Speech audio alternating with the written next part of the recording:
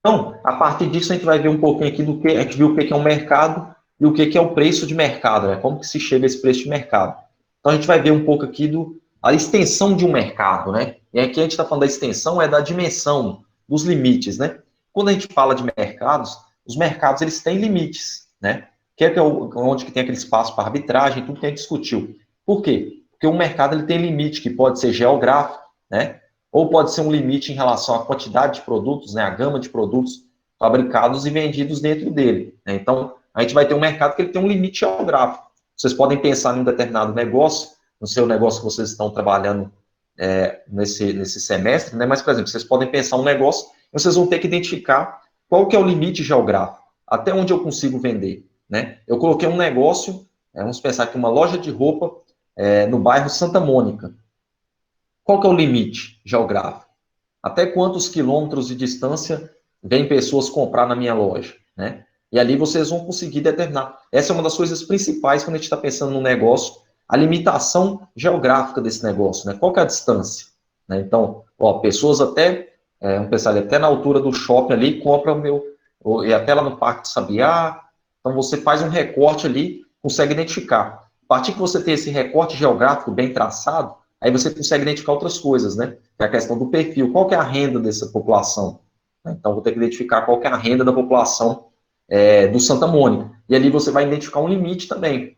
Mesmo que todo mundo do bairro compre na minha mão, qual que seria o máximo que eu conseguiria vender? Beleza, eu descobri qual que é esse potencial máximo. Então, por exemplo, a gente sabe que, em média, uma pessoa, por exemplo, gasta 20% do salário dela com alimentação. Então, se você vai abrir, por exemplo, um supermercado ou um restaurante, você tem que conhecer isso, essa informação. Então, por exemplo, vamos pensar que a média de renda das pessoas no Santa Mônica é R$ 5.000. Então, elas vão gastar R$ 1.000 com alimentação. Então, beleza. Então, você vai ter que. Quantas pessoas tem no Santa Mônica? Ah, tem 10 mil pessoas. Cada uma ganhando 5 mil, aí você multiplica os 10 mil por 5 mil, depois você vai tirar os 20% que gastam com alimentação. Ali você vai saber o máximo de venda do mercado. Aí agora você tem que descobrir o quê? Os concorrentes. Ah, quem são os concorrentes no bairro? Então, esses são os concorrentes do bairro. Então, quanto que cada um vai pegar percentual do mercado? E ali você vai descobrindo quais são os seus limites, né, dentro de um mercado. A gente vai trabalhar um pouco disso no trabalho, na nossa parte, no PPI, né? Como a gente identificar o limite do nosso mercado, né? Tentar, qual que é o potencial de vendas que a gente tem dentro desse mercado e as outras coisas. Então, a definição do mercado é importante porque uma empresa precisa saber quais são os reais e potenciais concorrentes, né, para os produtos que ela vende agora ou que ela pode vir a vender no futuro. Né? Então, você tem que saber o quê? Quem são de forma real, hoje, se eu colocar, quem são meus concorrentes? E quem são possíveis concorrentes, potenciais concorrentes? Né? Então, ó, aqui pode abrir um outro mercado. Quem que pode entrar nesse mercado aqui e competir comigo? Então, por exemplo, se vocês criaram uma marca, quem são os concorrentes que já estão no mercado e quem são aqueles potenciais concorrentes. Então, a gente pode pensar, por exemplo, um cara que já produz. A gente está falando do mercado de tênis, vamos pensar assim. Então, a gente pode pensar num cara, alguma outra marca, que ela já produz meia, já produz roupa esportiva e ela pode vir produzir tênis. Então, por exemplo, se a gente pensar a Lupo, né? Então, a Lupo pode ser, em algum momento, um potencial produtor de tênis aí que ainda não entrou no mercado, mas ela produz material esportivo de qualidade. Então, em algum momento, ela pode querer concorrer. Né? Então, é assim que a gente vai tentar identificar.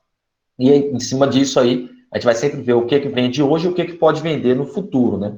Outra coisa, uma empresa também precisa conhecer, no mercado que ela atua, né, os limites do seu produto e os limites geográficos, como a gente já discutiu.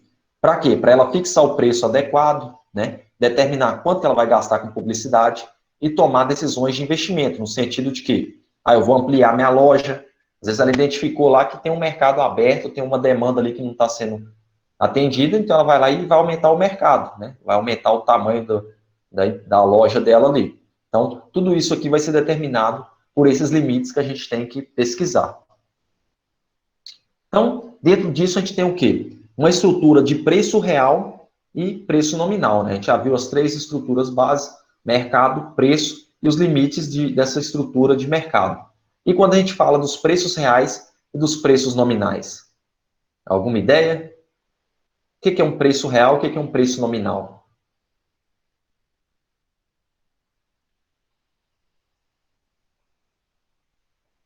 nada mais é quando a gente fala de preço real e preço nominal, é o quê? Um preço real é o preço hoje.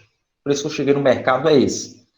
Só que, por exemplo, esse é o preço, se ele está no preço de hoje, ele é o preço real e o preço nominal aos preços de hoje. Mas, por exemplo, se a gente está olhando uma Coca-Cola, ela custa hoje R$ 5, certo? Se a gente pensar que em 2020, o preço dessa Coca, o preço nominal dela é R$ 5. E o preço real também é R$ 5, porque a gente está olhando o preço de 2020. Só que se eu perguntar para vocês, quanto que essa Coca-Cola de R$ 5 hoje custaria lá em 2010? Como é que a gente faria para chegar nesse valor lá em 2010, o preço de hoje? Eu quero saber quanto que a Coca-Cola custaria no preço de 2000, né? 2010. Então, essa é a estrutura. É a gente conseguir pensar como, por exemplo, o mesmo salário mínimo. Pegar o salário mínimo em 2000, era R$ 150. Mas se a gente trouxesse esse valor para hoje, era mais ou menos quanto hoje? Será que era os mesmos R$ 1.000 ou era 500? Era 800? Então, isso é o que vai determinar preço real e preço nominal. A gente vai ver como é que funciona isso. Muitas vezes, quando a gente deseja comparar o preço de uma mercadoria hoje, né, com aquele produto lá no passado, ou com um provável preço no futuro, a gente vai ver esse tipo de situação, de preço nominal e preço real, né? Para que a gente consiga chegar numa comparação que seja coerente, né, a gente precisa medir esse preço em relação ao nível geral de preços. E qual que é o nível geral de preços que a gente tem na economia? A inflação. Então, a gente tem lá, por exemplo, o IPCA, que é a inflação. Então, por exemplo, se eu tenho o preço da Coca-Cola, ela custa R$ 5 hoje, e eu quero ver quanto ela custava lá em 2000. Nos preços de 2000, mas contando o de hoje, a gente vai ter que descontar a inflação desse período inteiro até chegar lá. Aí eu vou saber, ó, a Coca-Cola de R$ 5, se eu fosse vender ela lá em 2000, ela custaria R$ 1.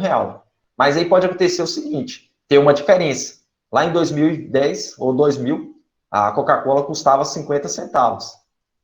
Então, se eu trouxer o preço de hoje para 2000, talvez ela está custando R$ 1. Aí acontece o quê? Ocorreu o quê? A gente teve aumento real do preço, né? O preço real aumentou. Tá dando para entender? Mesma coisa, por exemplo, se eu tenho um preço, Coca-Cola custava 50 centavos em 2000. Aí eu vou e atualizo colocando toda a inflação do período em cima do preço da Coca-Cola até hoje. Aí pode ser que ela chegasse hoje, custaria R$ 4 nos preços de hoje. Só que a gente está vendendo no mercado a 5, né? O que acontece? O preço real e o preço nominal são diferentes, né? O preço nominal é aquele que ele era vendido. O preço real é aquele que a gente aplica ou tira a inflação.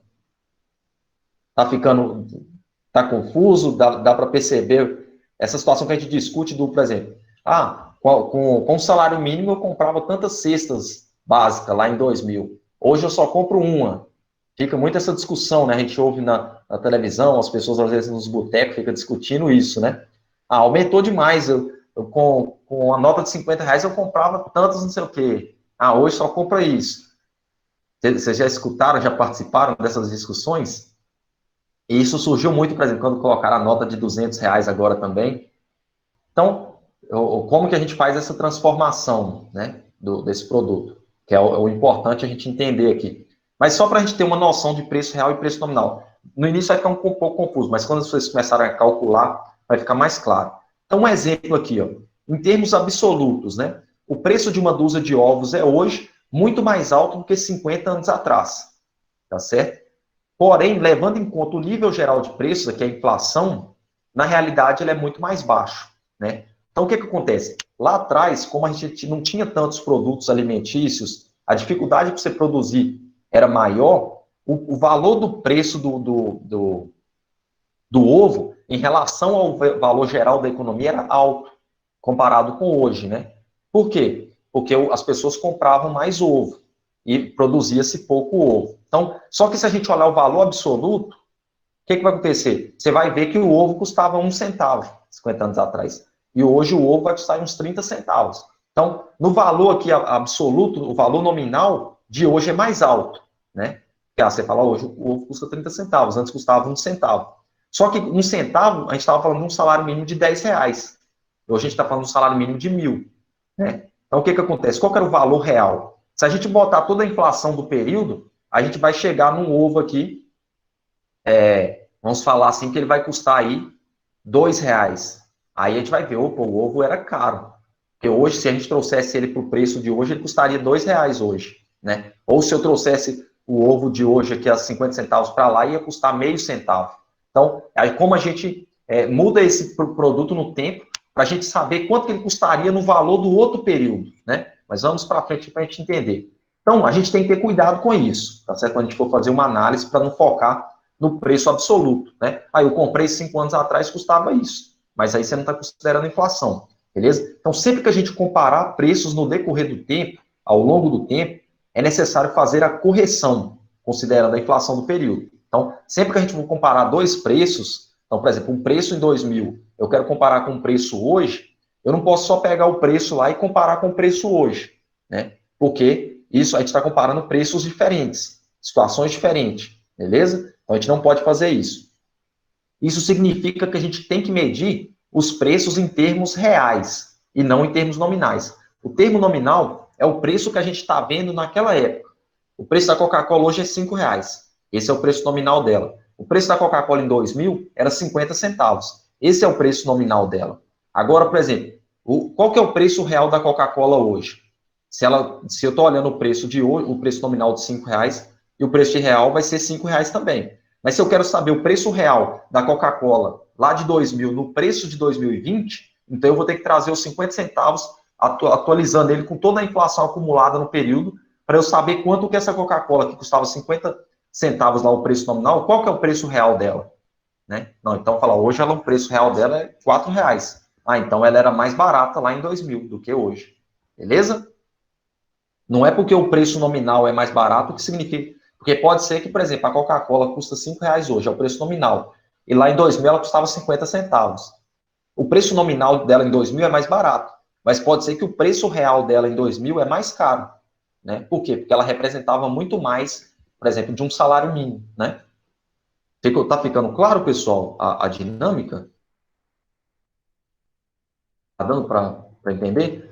Então, beleza. Se ficar alguma dúvida, podem me interromper, perguntar que a gente vai discutindo aqui. Então, por exemplo, o preço nominal de uma mercadoria, né, também denominado aqui como preço em moeda corrente, que é o preço que a gente está olhando aos preços de hoje, né? A gente quer saber no preço de hoje.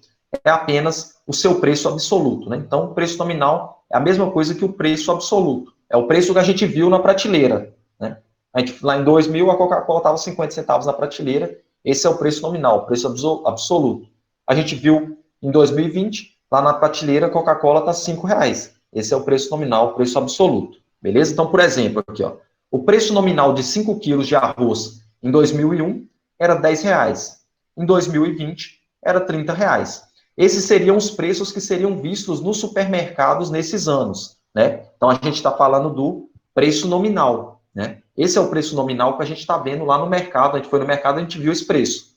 Agora, se eu perguntar para vocês, quando que estava mais alto, em 2001 ou 2020, só olhando aqui, vocês não tem como me afirmar que em 2001 estava mais barato ou estava mais caro. Beleza? Por quê? Porque esse é o preço nominal, não é o preço real. E o tanto de inflação que teve nesse período inteiro aí, de 2001 até 2020. Beleza? Então, não tem como a gente afirmar que um é mais barato ou mais caro do que o outro. Beleza? Então, quando alguém olhar aí, por exemplo, esse negócio de comparar preços de um produto de 10 anos atrás com o de hoje para falar que ficou caro, isso não funciona, viu, pessoal? Não é correto. Porque o preço, ali está falando de preço nominal. A gente tem que comparar sempre preço real.